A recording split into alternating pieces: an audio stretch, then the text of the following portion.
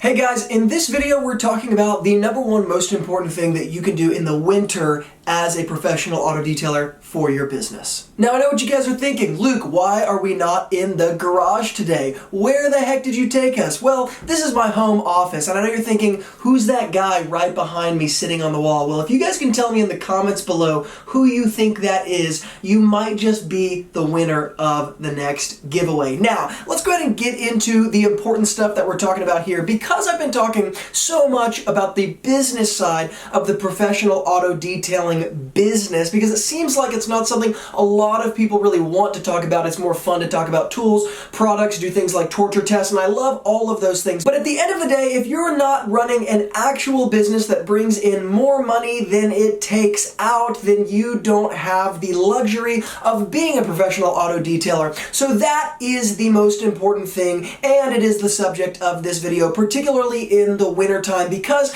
in the wintertime, most auto detailing businesses fold. Let's just call it like it is. If this is you, I'd love to hear in the comments below. You tried to start your detailing business, you got some things underway, had a few customers, but then the winter hit and things fizzled out, never to come back to normal. You never actually ended up being able to build the business you wanted because that wintertime just destroyed you. If that's you, let me know in the comments below. Well, the fact of it is, it does not have to be that way. And in my experience, the number one most important thing that you can do in your business during the wintertime as a professional auto detailer is invest in yourself, particularly in your education as a business owner. There's a time in your business to dial things back and look at the business as a whole rather than run yourself ragged. In many ways, the detailing business can be in some ways seasonal, whereas you're going to peak in the summertime and things might dip a bit in the wintertime. Now, I discovered in my business a way to actually eliminate the seasonality of my detailing business through something called maintenance clients, and I've talked about that a lot on the channel, so I'm not going to go into that too much here, but that did actually take out the seasonality that I experienced in my detailing business before I went headstrong with that strategy.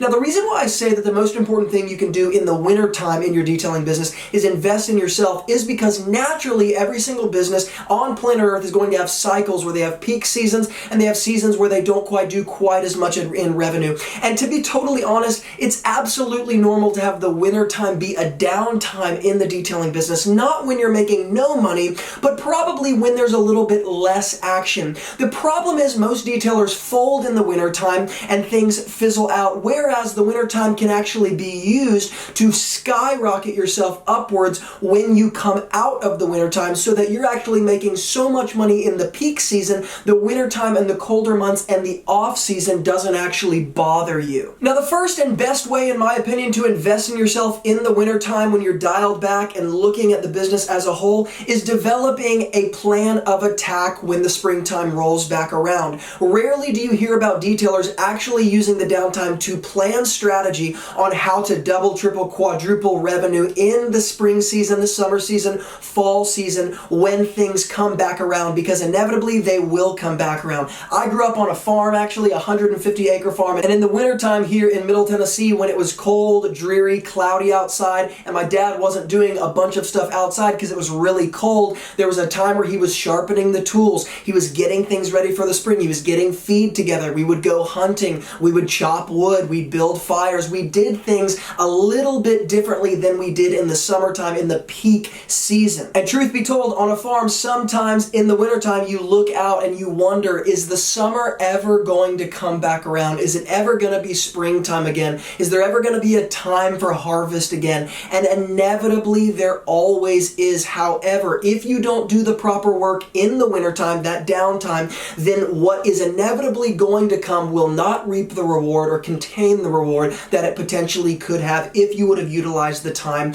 in the wintertime, sharpening the tools, gathering the wood, doing different things that are required for when the peak season comes around. And so since we've recognized that in the detailing business, that's going to be the general curve of your income or your revenue or the amount of things your business does, down in the wintertime, up in the summertime, and it'll look a little bit like this. Over time, as you begin to utilize the time better, what you see is a curve that, yes, it goes up and down, but it continually, the troughs get higher and the peaks get higher as well. So it's a continual curve upwards. Now, apart from just a plan of attack strategy, strategy as far as what you're going to do when the spring rolls back around. The second best thing you can do in the wintertime when it comes to investing in yourself and investing in your business is developing that customer information list and learning how to utilize it well. There's a time to contact customers, to tell customers that you're going to be doing certain things in the wintertime, revamping things in the springtime, and staying on your customers' radar. How often do you hear about detailers actually reaching out and being intentional with their customers? In fact, how often do you hear about detailers even keeping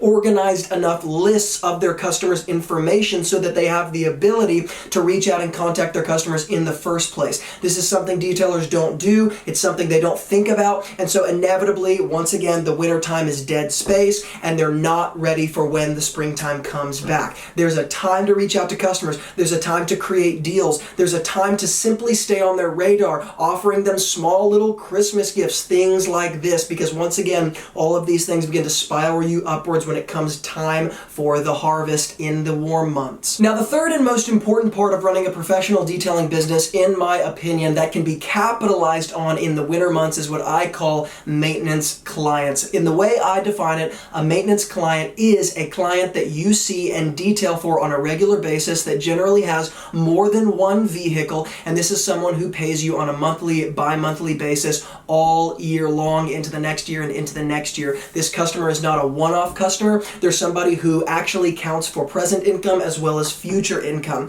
Developing a maintenance client list is something that I actually did during the winter months and have continued to do in my business years later during the winter months to create more and more power and steam in the engine of my business. Now, for those of you wondering, how do I create maintenance clients? How do I build a proper auto detailing business? How do I do something that's going to last? How do I take the seasonality out of detailing? How do I succeed in the auto detailing business? Next week, we're going to be talking about some really, really interesting stuff. I'm going to be releasing things that I have never released before. And next week, I'm going to be releasing a special training, details to come later, but make sure that you guys stay up to date on everything that's happening because next week is going to be a very, very big week. So make sure you're watching the videos and you're staying up to date with the emails and all of those things. Now, lastly, let me say, if you're starting your auto detailing business, but you need the proper list of tools and products, what do you buy? How do you not waste money doing and getting things that don't work? Go below in the YouTube description box and grab my free guide to starting your auto detailing business for under $500 because I'm going to shorten the learning curve for you and show you guys the fundamental list of what you need in order to get started at the most basic level, totally free to you. Guys, thank you so much for watching. As always, if you're not subscribed to the Wilson Auto Detailing channel, but you love business content just like this, then go ahead and hit the subscribe button and tap the bell icon so that you get notified when I publish future videos. Thank you guys for being involved, and from Luke here at Wilson Auto Detailing, keep working hard, and I'll see you guys in the next video.